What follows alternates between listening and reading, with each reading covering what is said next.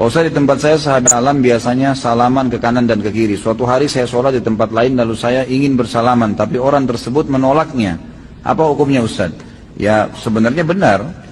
Orang yang menolak untuk salaman sama anda itu sebenarnya justru yang paham. Nah memang tidak boleh salaman secara khusus habis sholat ya. Kecuali memang kita ada hajat. Misal teman kita di sebelah atau kita memang mau kenalan sama dia siapa namanya gitu nggak apa-apa. Tapi kalau habis salam dijadikan sebagai paket. Bahkan banyak orang belum zikir sudah langsung salaman. Dianggap itu bagian daripada rangkaian sholat dan zikirnya. Ini nggak boleh. Karena tidak pernah Nabi SAW bersalaman khusus habis sholat dengan para sahabat. Jadi kan sebagai program gitu kan. Apalagi sampai berdiri baca salawat semuanya keliling, ini nggak pernah ada sunnahnya. Gitu kan. Kita bukan bicara masalah salamannya, salaman adalah ibadah. Tapi meletakkan salaman sebagai paket habis sholat kita harus tahu kiai kita kerjain nggak Nabi Muhammad SAW. Anda selesai menunaikan sholat, Anda salam, Assalamualaikum warahmatullah. Assalamualaikum warahmatullah. Dalil dan contoh ada. Apa itu? Begitu selesai, Quran surah keempat ayat 103. فَإِذَا قَضَيْتُمُ الصَّلَاةَ فَاذْكُرُوا اللَّهَ. Maka jika anda tuntas mengerjakan salat, berzikirlah kepada Allah. Hadis Muslim hadis 593. Astaghfirullah, astaghfirullah, astaghfirullah. Setelah itu lanjutkan, Allahumma antas salam, minkas salam, tabarak ya dzal jalali wal ikram. Dan seterusnya sampai 597. Jadi setelah salat adalah zikir. Astaghfirullah, astaghfirullah, astaghfirullah. Allahumma antas salam. Selanjutnya berdoa dan seterusnya. Baik. Assalamualaikum warahmatullah. Assalamualaikum warahmatullah. Tiba-tiba tangan disodorkan untuk salaman. Kanan dan kiri. Boleh tidak? Boleh tidak? Yang boleh angkat tangan. Yang tidak boleh angkat tangan. Yang wallahu a'lam, enggak usah angkat tangan. Karena waktu kita mau habis di sini. Lihat sini. Untuk menentukan boleh dan tidak, tadi kaidahnya. Lihat, ini sederhana. Cuman satu bagian dari kalimat, tapi maknanya dalam. Boleh dan tidak, jangan asal bicara ini boleh, ini tidak. Anda tidak boleh menghukumi sesuatu di syariat kecuali memahami ketentuannya. Apa landasannya? Mana dalilnya untuk menentukan boleh? Anda tidak paham dalil, jangan bicara hukum. Kata Imam Malik, Anda hafal 100.000 hadis tapi tidak memahami isinya, jangan bicarakan tentang hukumnya. Apalagi Anda yang tidak hafal hadis baru tahu terjemahannya, tiba-tiba memberikan hukum pada orang lain, itu yang bahaya. Awas, hati-hati. Nah, bagaimana menentukannya? Apa dalilnya? Tayyib. Hadis riwayat At-Tirmidzi menyampaikan dari Nabi sallallahu alaihi wasallam, "Ma min muslimaini yaltaqiyani fayatasafahani illa ghufira lahumā qabla an yatafarraqa." Tidaklah dua orang muslim bertemu dimanapun kapanpun, catat kalimat itu. Dimanapun kapanpun, mau di dalam masjid, mau di luar masjid, mau di kantor, mau di rumah, kapanpun dalam kondisi yang dibenarkan. Mau setelah sholat, mau di luar sholat, yang dibenarkan. Karena di dalam sholat gak mungkin. Allahu Akbar, Allahu Akbar. Mustahil. Dalam kondisi yang dibenarkan. Ba'da sholat, Assalamualaikum, Assalamualaikum. Di luar masjid, fayatasafahani, tiba-tiba keduanya bersalaman. Tek, salaman. Ghufira lahumā qabla an yatafarraqa. Maka diampuni dosa-dosa yang pernah melekat pada keduanya. Pada keduanya. Ini pernah membicarakan keburukan pada orang ini pernah berprasangka yang tidak baik, tiba-tiba salaman. Tapi salamannya menggunakan tasafah.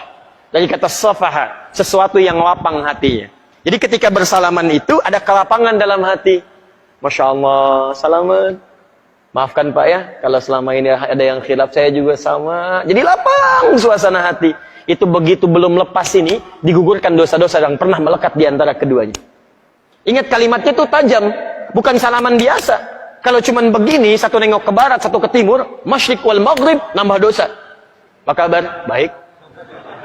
Satu dosa, yang ini dosa. Jadi begitu Anda salaman, fayatasafahani, lapang hati, ghufira lahumā qabla an yatafarraqa, turun ampunan Allah pada keduanya sebelum dia berpisah. Begitu berpisah, sudah tidak membawa dosa di antara keduanya. Baik. Sekarang persoalannya, Assalamualaikum warahmatullah. Assalamualaikum warahmatullah. Tiba-tiba salaman. Tek kanan, tek kiri. Dalilnya ada yang tadi. Karena hadis tadi tidak membatasi. Mau ba'da salat, mau di luar masjid, mau jadi dari salat, yang penting salaman. Boleh tidak? Boleh kalau bicara dalil, itu boleh. Cuman persoalannya, contoh tidak ada. Kaidah mengatakan kalau tidak ada contoh, ya tidak ada masalah. Yang penting ada dalil. Karena patokannya dalil ada. Karena tidak setiap kesempatan Nabi mencontohkan itu. Dalilnya ada. Tapi kaidah mengatakan, kalau dalil plus contoh bertemu dalil tanpa contoh, maka dahulukan dalil plus contoh dan akhirkan dalil tanpa contoh. Paham? Di begitu assalamualaikum warahmatullah, assalamualaikum warahmatullah, Anda zikir terlebih dahulu. Astaghfirullah, astaghfirullah, astaghfirullah. Allahumma antas salam, minkas salam, tabarakta ya dzal jalali dan ikram. Selesai. Assalamualaikum akhi, assalamualaikum akhi. Masya Allah, taqabbalallah minna wa minkum. Assalamualaikum. Makanya Nabi selesai salat, beliau bersalaman. Sahabat mengejarnya. Ada Anas mengejar Nabi, dan sebagian mengejar Nabi, salaman mengejar Nabi SAW. Hadisnya sahih, bahkan di Al-Bukhari. Paham ya? Jadi tidak ada masalah teman-teman sekalian, tapi kita paham fikih prioritas. Kecuali ada orang yang belum paham, tiba-tiba Anda sedang berzikir, astagfirullah, astagfirullah, tiba-tiba tangannya begini kepada Anda. Anda sedang berzikir, tangan sahabat Anda diulurkan kepada Anda seperti ini. Assalamualaikum. Mana hukumnya? Menjawab dulu salaman, atau Anda kemudian meneruskan zikir Anda? Assalamualaikum. Astagfirullah. Hati-hati.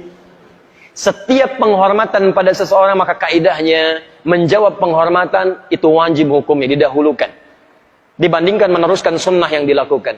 Menyampaikan salam sunnah, menjawab salam wajib hukumnya. An-Nisa ayat 86. Fa idza hayyitum bi tahiyyatin fahayyu bi ahsana minha wa radduha. Jika Anda diberikan penghormatan dalam bentuk salam kalimat, atau dalam bentuk ekspresi, atau dalam bentuk gestur, maka wajib Anda meresponnya dengan yang lebih baik daripadanya. Dengan kalimat assalamualaikum, jawab dengan yang lebih baik. Waalaikumsalam warahmatullahi wabarakatuh. Assalamualaikum warahmatullahi, waalaikumsalam warahmatullahi wabarakatuh. Menyampaikan sunnah, menjawab wajib hukumnya. Maka dalam keadaan Anda berzikir, ada orang menyodorkan tangan, respon tangannya. Waalaikumsalam.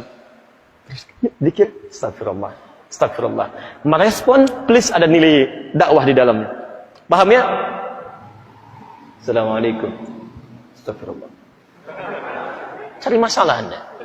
Cari masalah. Gak direspon. Jenggot baru 3, gak ngerespon. Jadi ke jenggot lah dia. Apa hubungan salaman dengan jenggot? Yang salaman tangan, yang disoal jenggot. Jadi sudahlah, ya hal-hal yang tidak penting lupakan aja gitu kan. Lupakan aja. Jadi makanya luaskan wawasan kita, pelajari dengan lebih baik dan tempatkan hukum sesuai dengan tempatnya.